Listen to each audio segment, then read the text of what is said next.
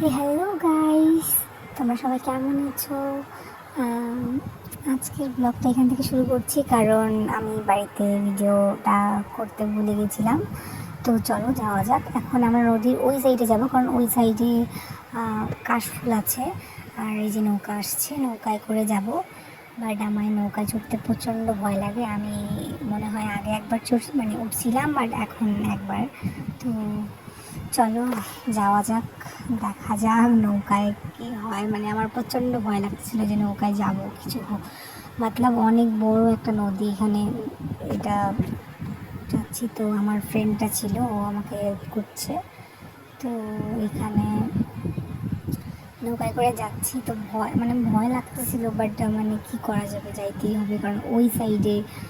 আর এখানে আমার হাঁটা চলা দেখে কেউ কিছু প্লিজ মাইন্ড করো না, কারণ আমি এখানে বালুর জন্য এভাবে হাঁটছি। তো হাঁটতেই পারছিলাম না, পাগুলা পুরা ভেতরে যাচ্ছিলো।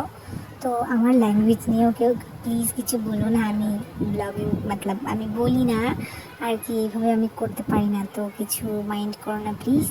তো আমি পাগলের মতন করে চলছি, তো নেভার মাইন্ড। তো যাওয়া যাক, চলো এদিকে। জায়গাটা লোকেশনটা খুব ভালো ছিল, সুন্দর ছিল, বাট আমাদের একটু লেট হয়ে গেছিলো। আমরা যাওয়ার কথা 2টায় ছিল, পরে আমরা 4টা 5টায় ভাবেছিলাম। এদিকে লেট হয়ে গেছিলো আর কি। তো এখন চলো, অনেকটাই হাঁটতে হয়েছিল, অনেকটাই। এইদিকে এইদিকে ওই সাইডে লোক ছিল অনেক, আমি জানতাম যে নদীর ওই সাইডে লোক থাকে না, তো ছিল।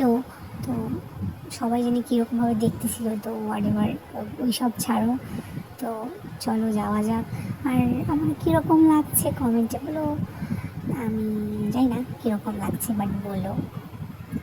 আমি আমি আমি হাঁটতেই পারতেছিলাম না এই জায়গাগুলোতে, এত বালু, এত কি বলবো, পুরো শাড়ি পরে আবার অসুবিধা হচ্ছিল।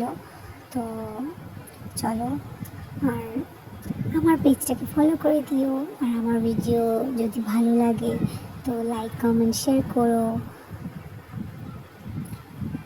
তুমি ভিডিওতে কিছু ভুলভাল বকলে আমাকে প্লিজ ক্ষমা করে দিও। আমি প্রথম প্রথম ভিডিও করছি, বা প্রথম আমি ভয়েস দিচ্ছি, তো তার জন্য আমাকে আমি সরি বলছি যদি কিছু ভুল বলে থাকি।